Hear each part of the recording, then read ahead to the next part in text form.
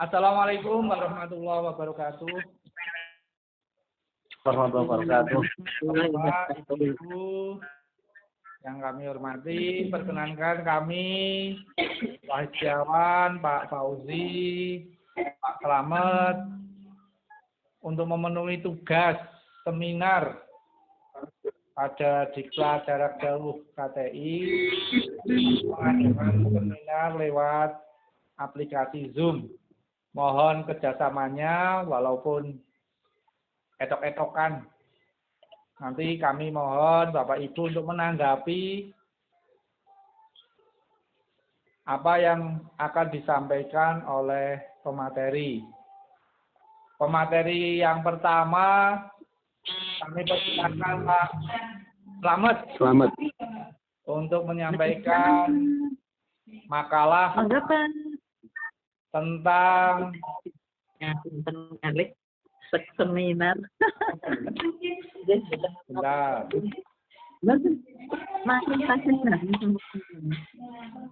Tentang internalisasi sikap tabayun pada pemuda sebagai upaya mewujudkan generasi berliterasi dan anti hoax.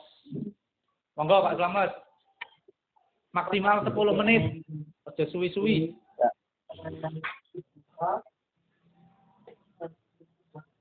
Assalamualaikum warahmatullahi wabarakatuh.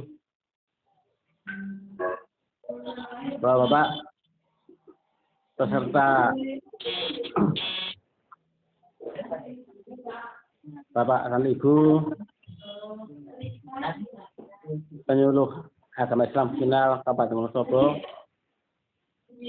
Pada saat ini kami akan menyampaikan materi internalisasi sikap tabayun pada majelis taklim pemuda sebagai upaya mewujudkan generasi berliterasi dan anti hoax.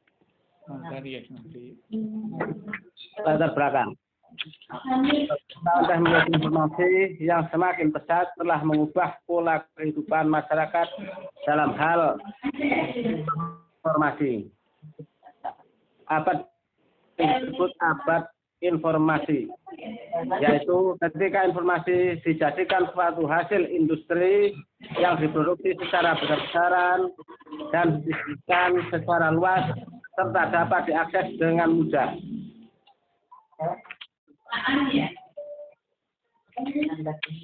Data dari internet WhatsApp menunjukkan jumlah pengguna internet di Indonesia pada November 2015 sudah mencapai 78 juta orang. Dan menduduki peringkat keempat terbanyak di Asia setelah China, India, dan Jepang. Sedangkan menurut survei dari WR Social, data pengguna internet di Indonesia pada Januari 2016 mencapai 88,1 juta dengan 79 juta diantaranya merupakan pengguna media sosial aktif. 15%-nya pengguna aktif Facebook dan hampir 50% penggunanya adalah remaja berusia 13 sampai 29 tahun. Sementara data Asosiasi Penyelenggaraan Jasa Internet Indonesia APJI hingga tahun 2016 mencapai 103,7 juta orang. Dari data tersebut dapat diketahui bahwa mayoritas penduduk Indonesia lebih banyak menggunakan ponsel pintarnya dalam mengakses internet. Kecanggihan teknologi mulai dari munculnya smartphone lengkap dengan berbagai fitur dan teknologi internet mendorong munculnya berbagai platform media sosial. Melalui platform yang disediakan, kita dapat membantu siapapun untuk menerima, memberi, atau meneruskan informasi dengan mudah. Akibat kemudahan tersebut, pada akhirnya terjadi fenomena ledakan informasi yang diantaranya lebih banyak informasi yang tidak bermanfaat daripada informasi yang bermanfaat. Kemudian saling share informasi tanpa ada seleksi validitas dari pengirim dan penerima menimbulkan banyaknya informasi bohong atau yang dikenal dengan informasi hoax di masyarakat.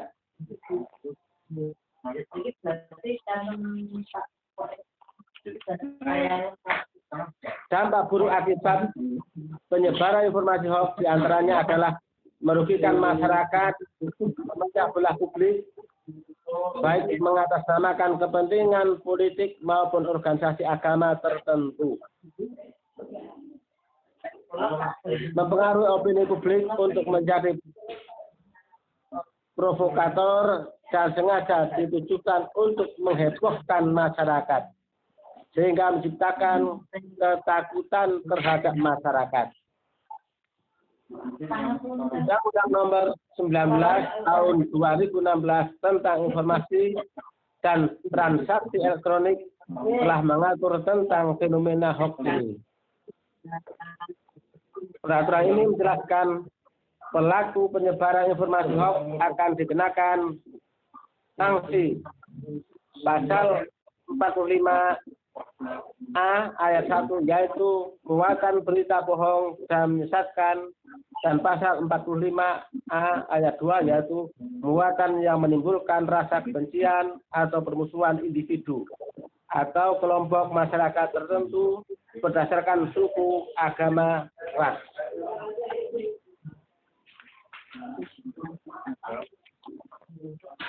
Melihat permasalahan ini, penyuluh agama yang salah satunya memiliki tugas pokok untuk melakukan dan mengembangkan kegiatan bimbingan atau penyuluhan agama dan pembangunan masyarakat dengan bahasa agama, juga dapat masuk dalam membangun masyarakat yang sadar, literasi, sebagai pemutus mata rantai penyebaran berita hoax. Dalam konteks ajaran agama Islam, diajarkan sikap tabayun dalam menilai kebenaran suatu informasi atau berita menjadi suatu yang penting.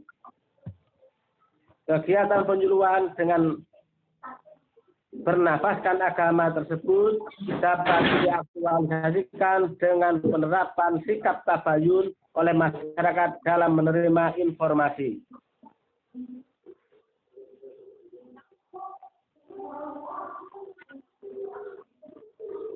Bagaimanakah penerapan internalisasi sikap tabayun pada Majelis Taklim Pemuda sebagai upaya mewujudkan generasi berliterasi dan anti hoax?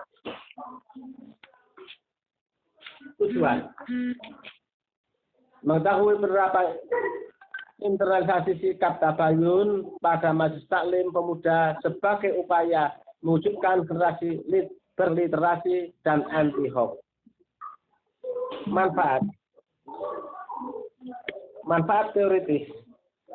Hasil penelitian ini diharapkan dapat memberikan kontribusi sebagai tambahan keilmuan, informasi, dan pengembangan dalam menginternalisasikan sadar literasi dan sikap tabayun di masyarakat.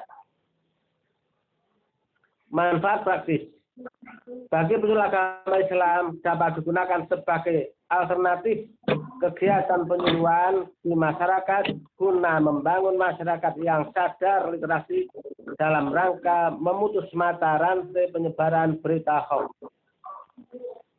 Bagi masyarakat menjadi referensi dalam implementasi masyarakat yang sadar literasi dalam rangka memutus mata rantai penyebaran berita hoax.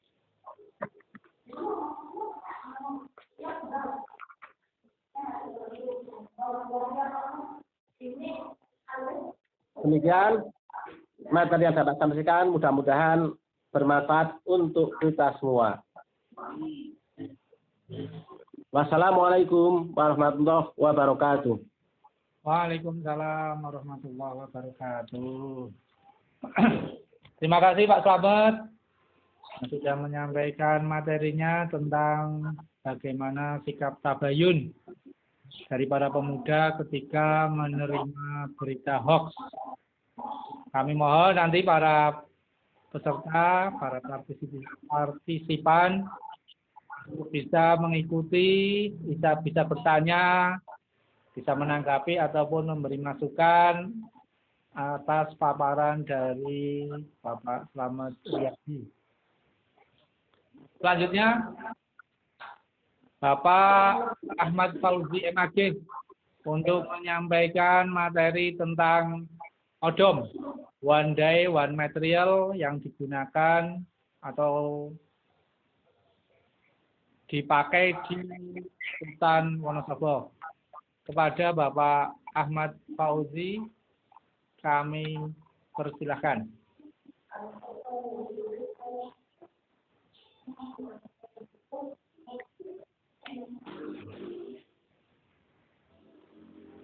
Bapak Fauzi, unmute.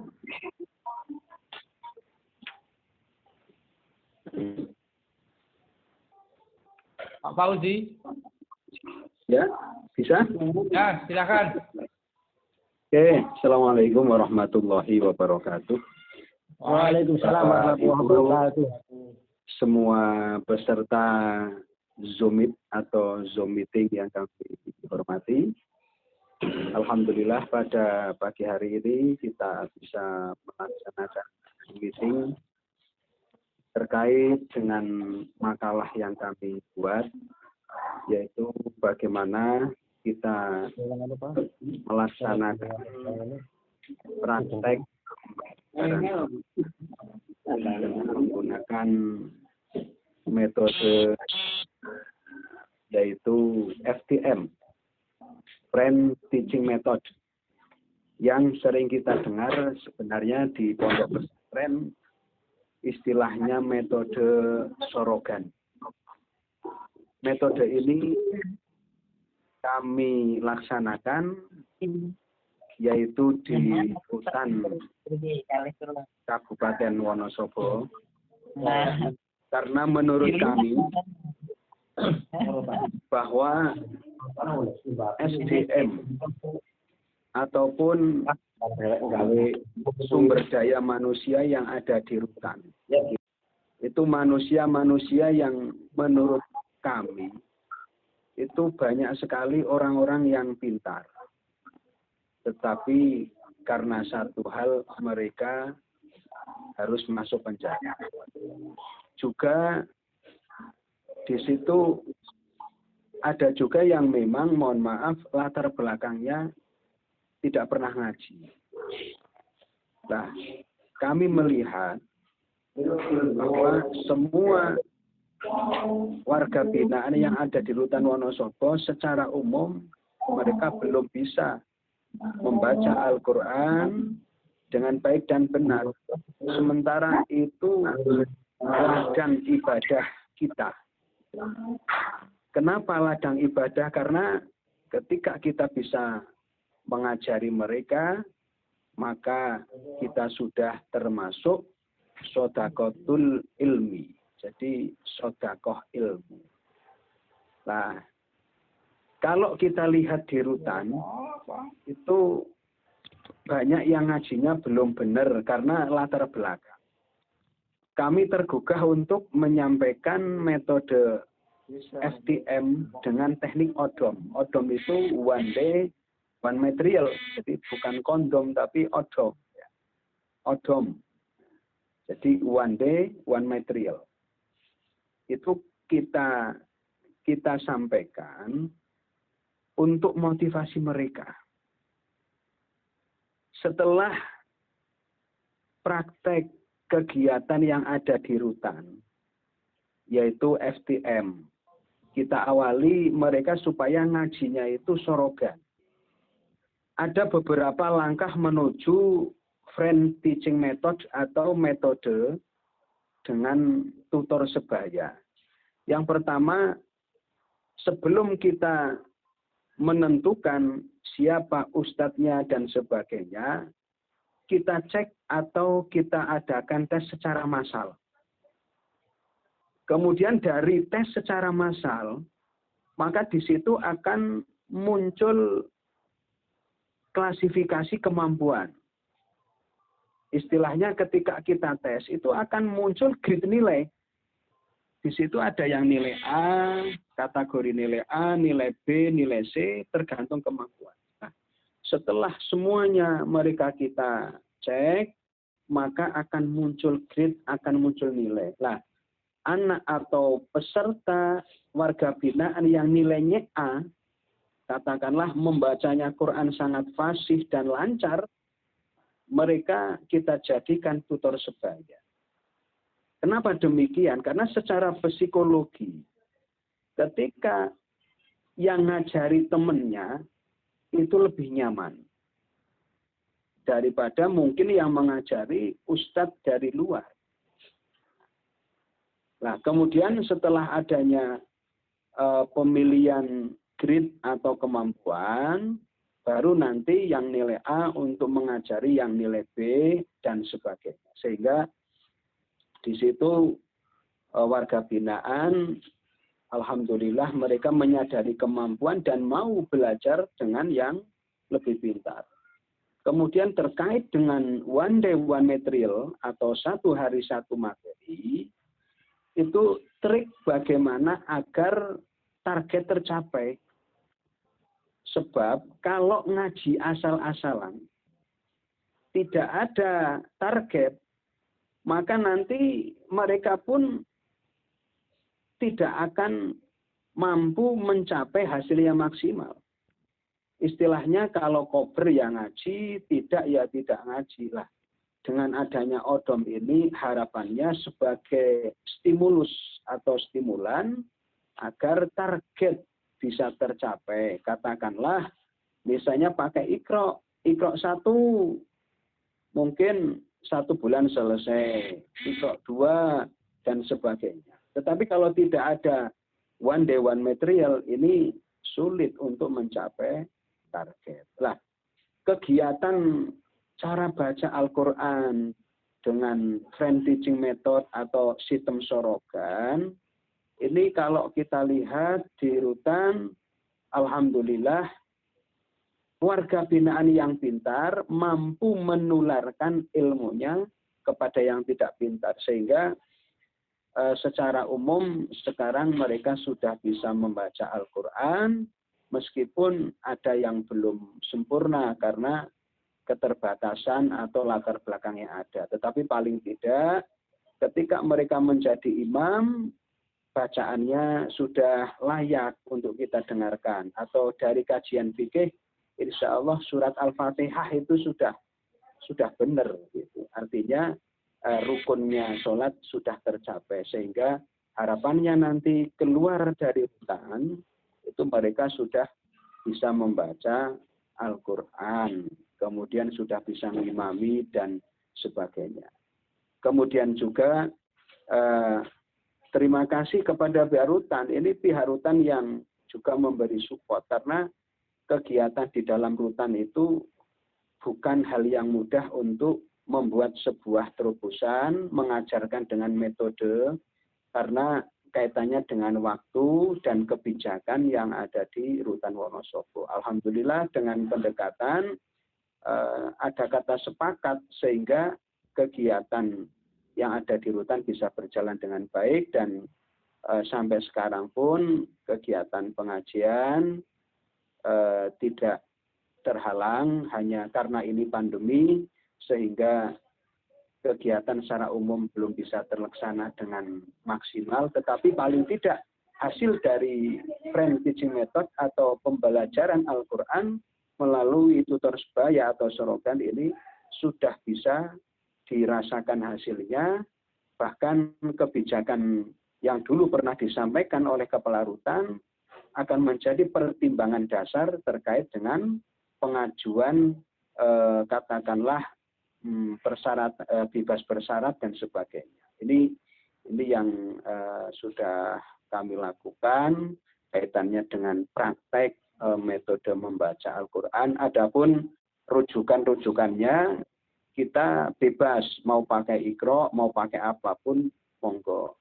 Cuma qiraati yang tidak karena memang kitab qiraati di sana itu kita nggak ada, tetapi yang ada itu ya Iqra. Tetapi keluar dari metode-metode yang lain, friend teaching method menurut kami metode yang pas karena di rutan penghuninya itu macam-macam.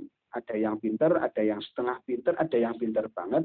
Sehingga harapan kami ilmu yang bagus, mereka yang pinter mampu menularkan kepada warga binaan atau teman-teman yang belum pintar. Adapun kendala atau hambatan, tetap banyak kendala. Ya, kita maklum yang namanya di dalam rutan, peserta juga mengalami kejenuhan. Mereka kalau disuruh ngaji, terus juga lama-lama jenuh. Tetapi paling tidak, meskipun mereka jenuh, ya sometimes lah, kadang-kadang kita beri motivasi, kita beri istilahnya penyemangat, karena ternyata dalam sejarah banyak orang-orang yang sekarang sukses dulu pun pernah masuk penjara dan mereka mau memanfaatkan waktu ketika di rutan atau di penjara. Untuk itu harapannya supaya mereka tetap semangat dalam belajar Al-Quran di rutan Kabupaten Wonosobo. Demikian yang bisa kami sampaikan sekilas terkait dengan pemaparan makalah kami, yaitu teknik membaca Al-Quran dengan friend teaching method yang ada di rutan Kabupaten Wonosobo. Demikian, kurang lebihnya mohon maaf. Assalamualaikum warahmatullahi wabarakatuh. Waalaikumsalam warahmatullahi wabarakatuh. Terima kasih Pak Fauzi atas paparannya kaitan dengan one day one material, metode yang digunakan untuk pembelajaran Al-Quran di rutan Wonosobo. Selanjutnya pemateri yang ketiga yaitu Bapak Wahid Setiawan yang akan menyampaikan tentang dakwah berbasis kandang untuk meningkatkan aktivitas beragama di Dusun Brongkol, Desa Gumelar, Kecamatan Wadasrima. Kami persilakan Bapak Wahid Setiawan untuk menyampaikan materi tentang dakwah bilhal berbasis kandang untuk meningkatkan aktivitas keagamaan di Majelis Taklim di Dusun Brongkol, Gumelar, Wadasrima.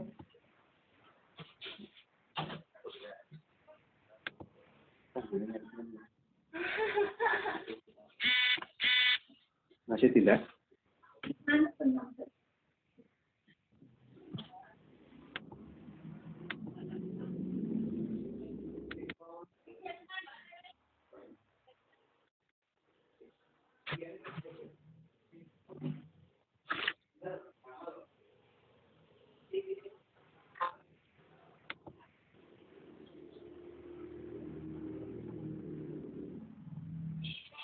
Assalamualaikum warahmatullahi wabarakatuh, Bapak Ibu, serta seminar Pokjalu Kabupaten Wonosobo yang saya hormati. Perkenankan kami akan menyampaikan materi KTI dengan judul Upaya Peningkatan Aktivitas Keagamaan dengan Dakwah Bilhal berbasis kandang di Dusun Brongkol, Kecamatan Wadasrima, Kabupaten Wonosobo. Tentunya Bapak Ibu ketahui bersama bahwa dakwah bilhal adalah bentuk ajakan kepada Islam dalam bentuk amal mata, baik yang sifatnya seperti mendirikan masjid, mendirikan lembaga pendidikan Islam, kerja bakti, dan sebagainya. Hal ini dilakukan karena dakwah tentunya banyak sekali menggunakan metode-metode yang disesuaikan dengan kondisi dari majalahnya, dari kondisi para sasaran dakwah. Seringkali ekonomi menjadi pembenaran atas tindakan-tindakan yang dikategorikan pelanggaran terhadap norma sosial. Maka menjadi penting kiranya aplikasi dakwah Bilhal dijadikan proyek. Baterainya masih banyak nggak, Mbak? Dalam aktivitas penyuluhan agama. Hal ini selaras dengan enggak gambar yang lain maksudnya.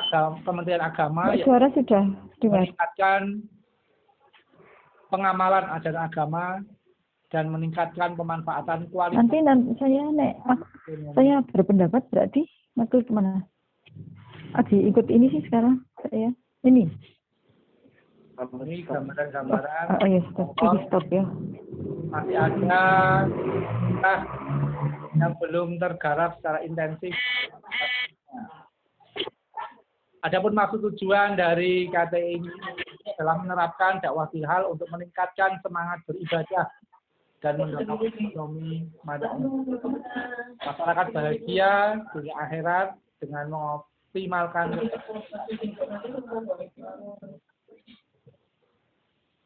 Kenapa kandang? Karena di daerah tersebut banyak peternak kambing. Ya, secara filosofi bahwa kandang itu adalah sekat menjaga keliaran hawa nafsu manusia, sehingga bisa selalu ingat dan menjaga nafsu duniawi agar selalu ingat akan kebutuhan ukhrawi. Adapun targetnya yaitu menjadikan Dusun Brongkol sebagai daerah tatanan.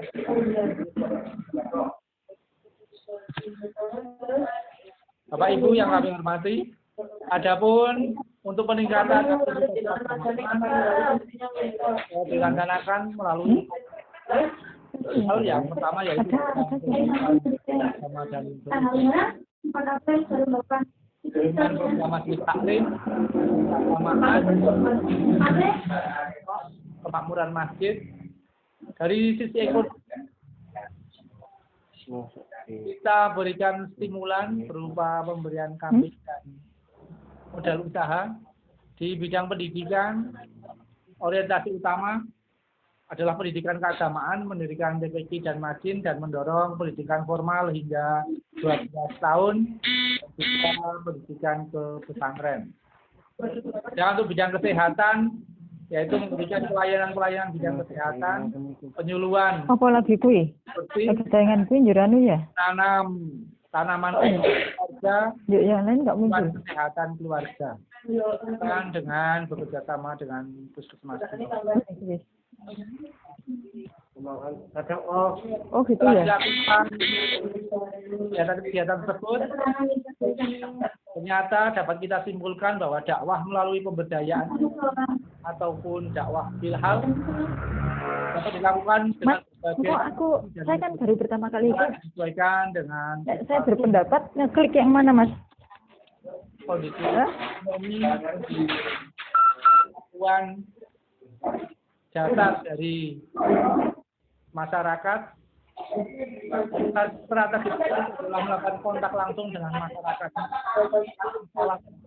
bersama, dan proses meyakinkan masyarakat melakukan bersama dengan pemerintah maupun lembaga kebersamaan dan kekeluargaan. Strategi pemberdayaan ekonomi masyarakat yang dilakukan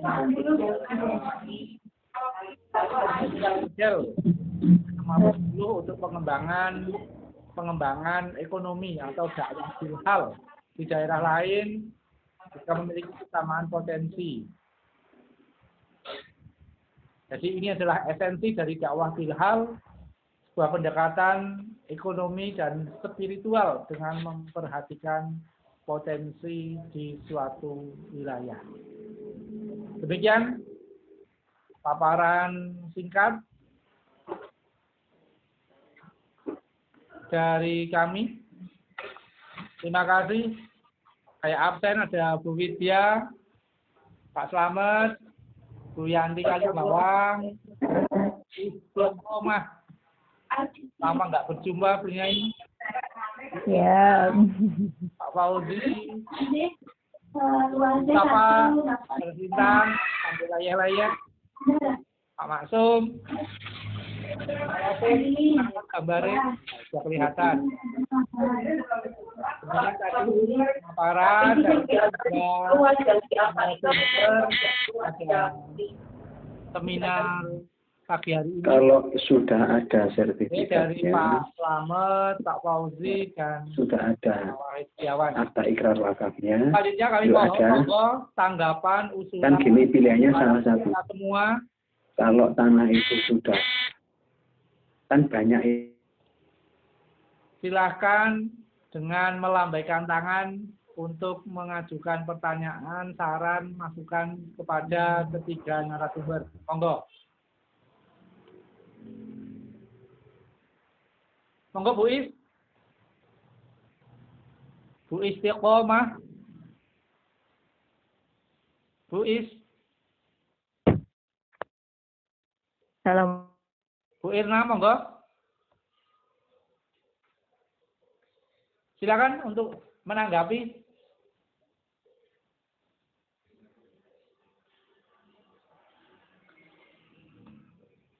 Halo. Halo. Dengar tidak, Nggih? Bu Is, Mbak Widya, Yuk. monggo mau menanyakan, menanggapi, silakan Mbak Wid.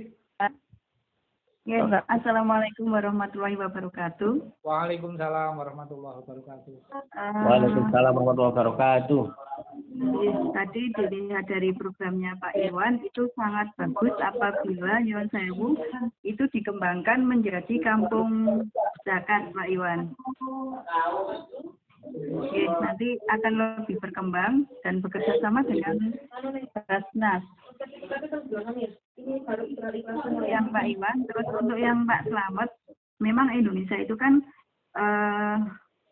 kemampuan atau minat bacanya itu kan sangat rendah.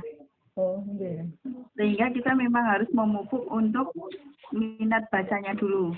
Di programnya Pak Slamet, apa yang sudah diusahakan dalam pengupayaan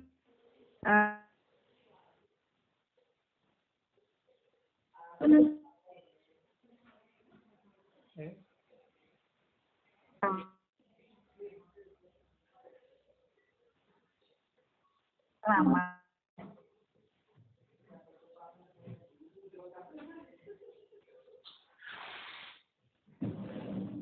Cukup Bu Widya. Dan sementara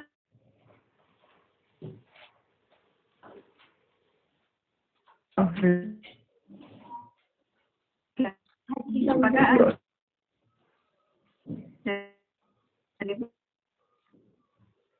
Sinyale. tetap mengupayakan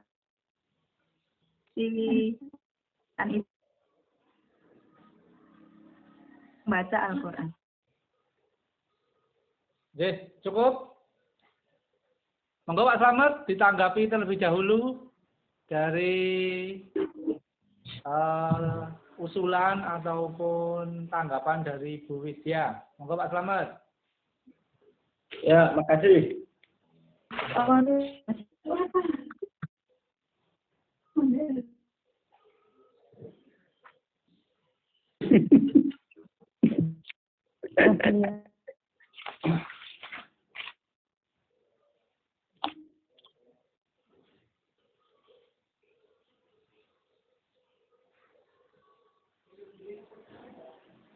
Inilah agama Islam, yaitu berdasarkan kutipan ayat Allah Subhanahu wa taala telah memerintahkan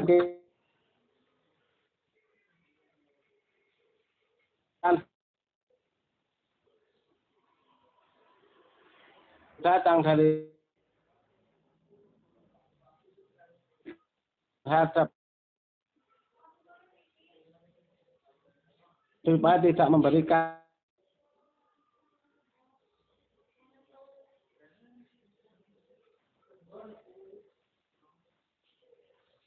kami dari